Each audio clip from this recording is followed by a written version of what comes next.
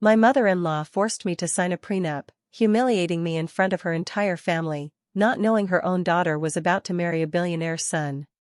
Stick with me while I share my story, and if it touches you, don't forget to support our channel by hitting that subscribe button, dropping a like, and sharing it with the people you care about.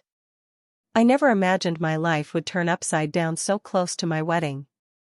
I was in love, hopeful, and honestly nervous in the way any bride would be. I believed marriage was about trust, partnership, and building a future together. I thought love was enough. I was raised to value honesty and respect. I didn't come from wealth or influence, but I came from a family that believed in hard work and loyalty. When I met Ethan, I felt safe. He made me feel chosen. I trusted him completely. His mother, Linda, was always polite on the surface, but there was something cold behind her smile. Her words were carefully chosen, but her eyes never hid how she really felt about me. I told myself I was overthinking it. I wanted peace, not problems. Weeks before the wedding, I was invited to a family meeting. I thought it was about final plans or traditions. Instead, I walked into a room where everyone was already seated, waiting for me. The air felt heavy. No one smiled. Linda spoke calmly, but her tone carried authority. She made it clear that I was an outsider who needed to prove my intentions. A document was placed in front of me. I didn't need to read the title to understand what it was. I felt small, exposed, and judged. No one defended me. No one stopped her. I looked around the room, hoping someone would speak up, but all I saw were quiet faces and lowered eyes. In that moment, I realized something important. Love can be strong, but silence can be louder than cruelty. And sometimes, the people who claim to protect family are the ones who hurt you the most. Looking back, the signs were always there. Linda never truly accepted me, no matter how hard I tried. Her dislike wasn't loud at first. It came in small, sharp comments that were easy to dismiss if you weren't the one receiving them.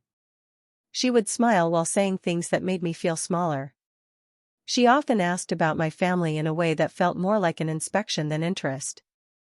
Where did they live? What did they do? Were they comfortable?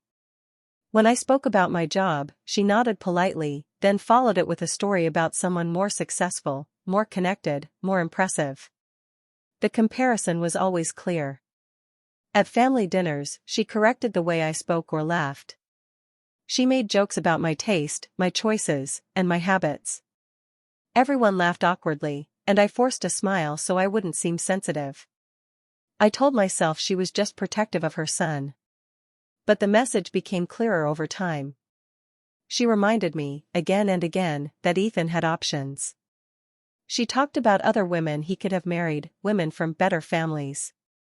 She never said my name in those moments, but I knew exactly who she was talking about. Ethan noticed more than he admitted. Sometimes he squeezed my hand under the table or changed the subject when things got uncomfortable. Later, he would tell me she didn't mean it that way, that she was old-fashioned, that keeping peace was easier than confrontation. I wanted to believe him. I didn't want to be the reason for tension. So I stayed quiet. I laughed when it hurt. I ignored the feeling that I was slowly being pushed into a corner. Linda grew bolder.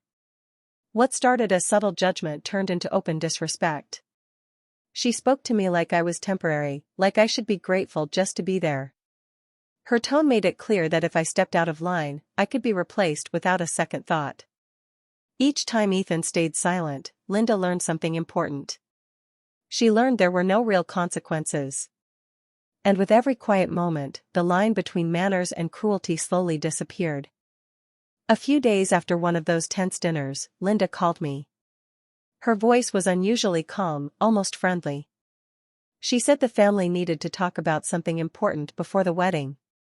I assumed it was about planning or finances related to the ceremony, so I agreed to come. When I arrived, I immediately felt something was wrong. A man I didn't recognize was sitting at the table with a briefcase beside him. He stood up and introduced himself as a lawyer. My stomach dropped. No one had warned me about this. Linda didn't waste time. She sat straight, folded her hands, and spoke as if she were discussing the weather. She said this conversation was for everyone's protection. Then she slid a stack of papers toward me across the table.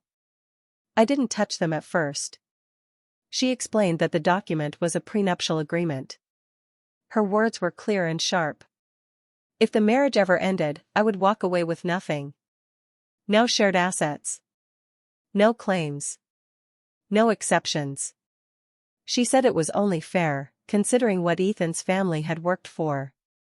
I felt every eye in the room on me. My face burned with shame. I hadn't asked for anything. I had never even thought about divorce. Still, she spoke as if my intentions were already questionable. Linda leaned forward and said this was my chance to prove I wasn't marrying Ethan for money. She said an honest woman would have no problem signing.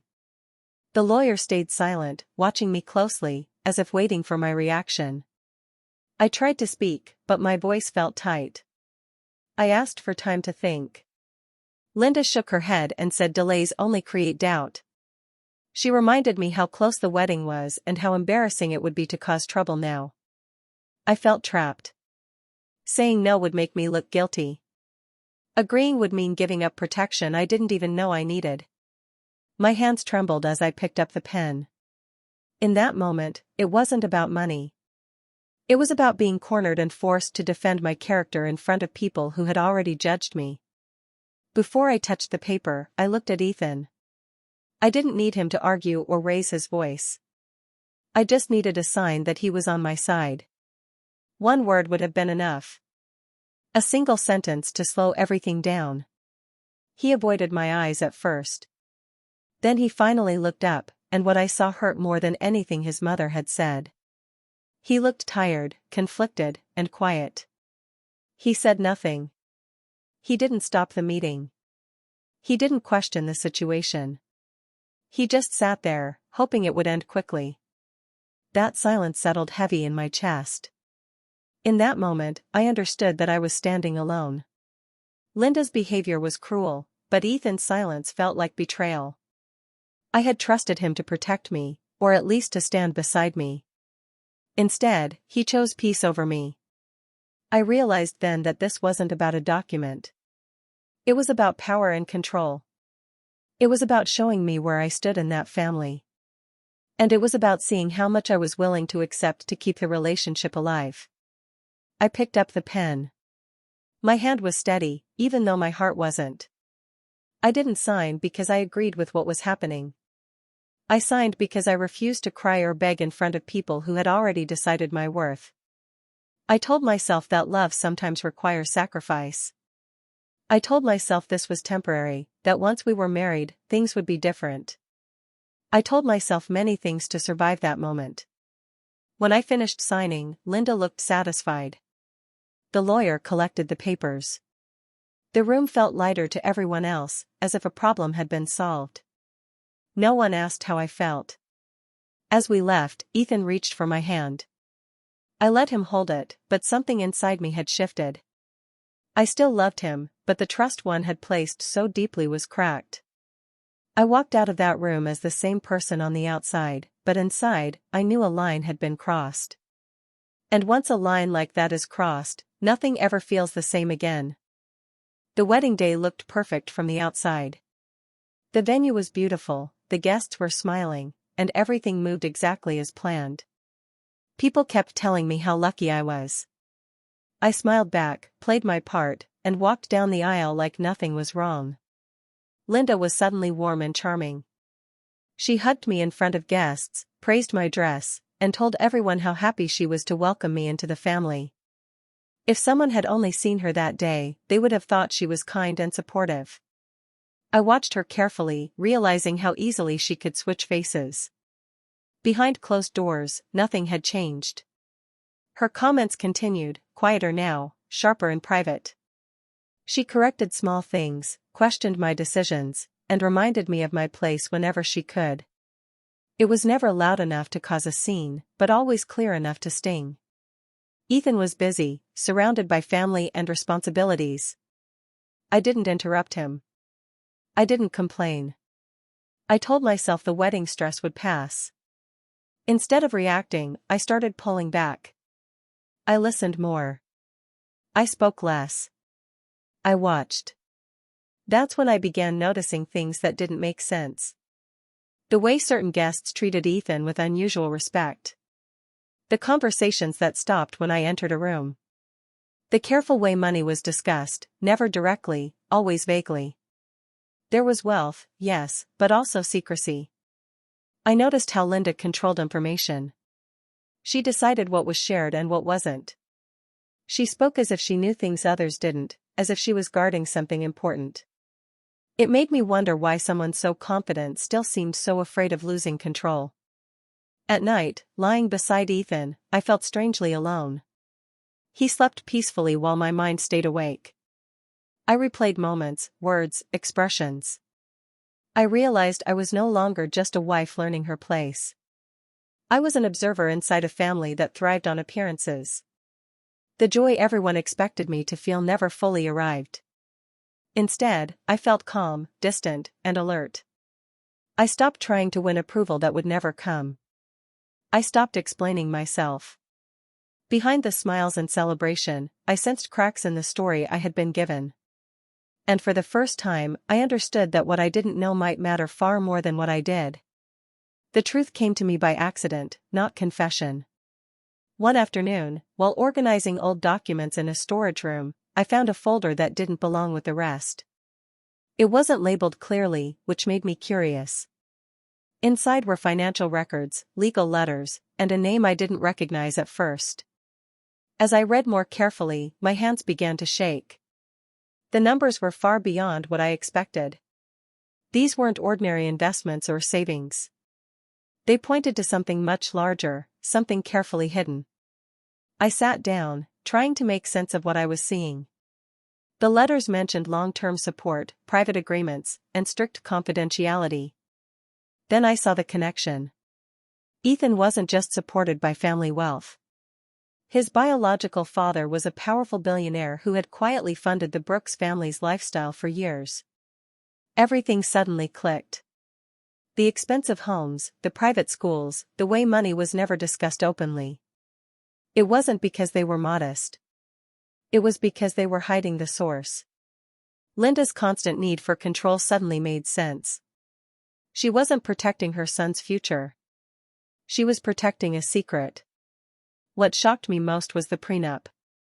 The agreement was built on the idea that Ethan's wealth was limited and clearly defined. But the real inheritance wasn't listed anywhere. It was separate, protected, and hidden from plain sight. The document I was forced to sign had been based on half the truth. I felt a strange mix of emotions. Anger came first, then clarity. I realized Linda had pushed so hard because she believed she was smarter than everyone else. She thought she had secured everything. She never imagined I would learn the truth on my own. I didn't confront Ethan right away. I needed time to think. This wasn't just about money. It was about manipulation, fear, and control. It was about being tested and underestimated. That night, I looked at my life differently. The humiliation, the pressure, the silence, it all had a reason now. I understood why I had been treated like a threat. Not because I wanted anything, but because I was never supposed to know how much there really was. And in that quiet understanding, something inside me finally settled into place. I didn't react the way most people would expect. I didn't accuse anyone or demand explanations. I stayed quiet. I knew that once I spoke, I couldn't take my words back. Silence gave me time, and time gave me control. I started paying attention to details. I reviewed documents carefully and asked neutral questions when it felt safe. I learned the language of contracts and what certain clauses actually meant. I didn't rush. I didn't panic. I focused on understanding my position clearly. That's when I noticed something important. The agreement I signed protected what belonged to Ethan before and outside the marriage. It was strict, but it wasn't perfect. It didn't limit opportunities created through me, my decisions, or my future work. It wasn't designed to think that far ahead. I sought quiet legal clarity without drawing attention. I asked for explanations, not advice that would raise alarms. Each answer helped me see the situation more clearly. I wasn't looking for a way to take anything. I was making sure I couldn't be pushed into nothing again. Meanwhile, Linda's behavior changed. She became more relaxed, more confident. She spoke as if everything was settled, as if she had secured her victory. Her tone carried satisfaction. She treated me like someone who had been handled and put in place. I let her believe that. I stayed polite. I didn't challenge her authority. I didn't correct her assumptions. Every time she underestimated me, she revealed more about how she thought and what she feared losing. Ethan remained unaware of the distance growing between what he thought I was and who I was becoming. I still cared for him, but I stopped depending on him emotionally. I learned to rely on my own judgment instead. What looked like acceptance from the outside was actually preparation. I wasn't planning revenge. I was protecting my future. I was choosing patience over impulse and clarity over anger. By staying calm, I saw the full picture. And by saying nothing, I gained something far more valuable than control over money. I gained control over myself. Everything changed faster than I expected.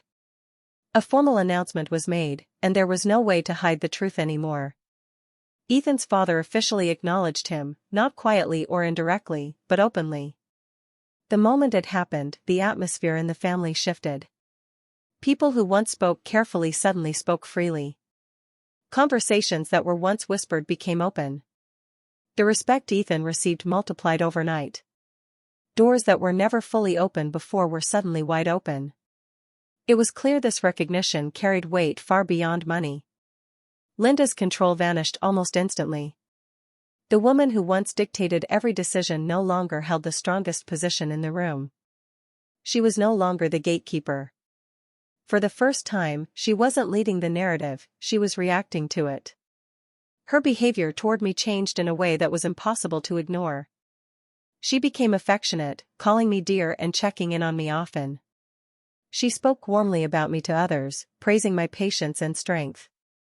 It was as if the past had been rewritten in her mind. I watched quietly as she tried to blend her old cruelty into a new version of kindness. She spoke about family unity and standing together, as if she had always believed in those values.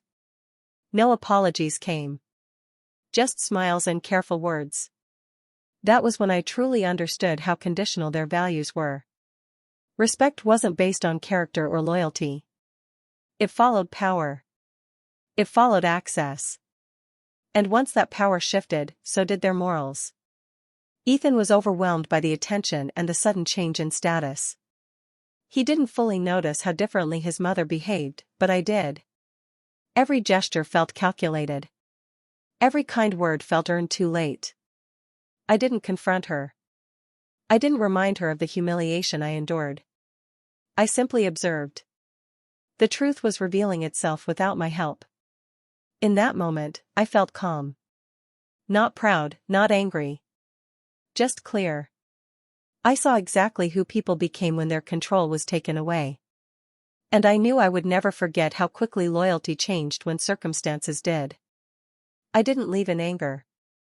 There was no argument, no dramatic moment, no raised voices. I left with clarity.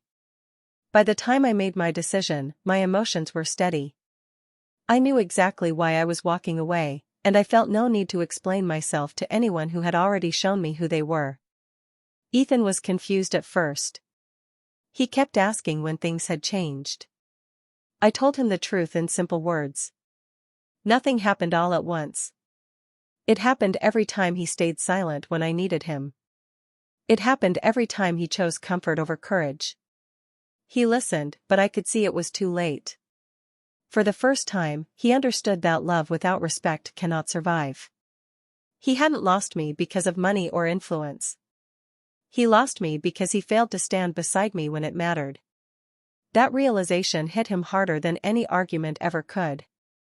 Linda's fall was quieter but more complete. Without control, her authority meant nothing. People stopped seeking her approval. Invitations slowed. Decisions were made without her input. The power she once used to intimidate others no longer belonged to her. She tried to reach out, to speak kindly, to rebuild an image that no longer held weight. I stayed polite but distant. I didn't need closure from her. Her loss of influence said everything her words never could. I walked away with my dignity intact. I wasn't broken, and I wasn't afraid. I carried no bitterness, only understanding. I had learned how quickly respect can disappear when it is never truly earned. There was no victory speech, no celebration. My peace came from knowing I didn't compromise myself to stay accepted. The quiet became my strength. Sometimes, the strongest response is not revenge, but refusal. Refusal to beg, to explain, or to stay where you were never valued. And that calm decision was the consequence none of them expected. Looking back, I realized the prenup that had felt like a trap was actually my shield. It forced me into a moment of humility, yes, but it also gave me clarity. I learned to see people as they really were, not as I wanted them to be. What I had thought was a disadvantage turned out to be a lens to understand the truth about my marriage, my husband, and his family. The experiences I endured, the humiliation, the pressure, the constant judgment, taught me something powerful. Life doesn't always come with fairness or support, even from those closest to you. But it does reveal character. I saw how quickly people's kindness evaporates when control or image is at stake.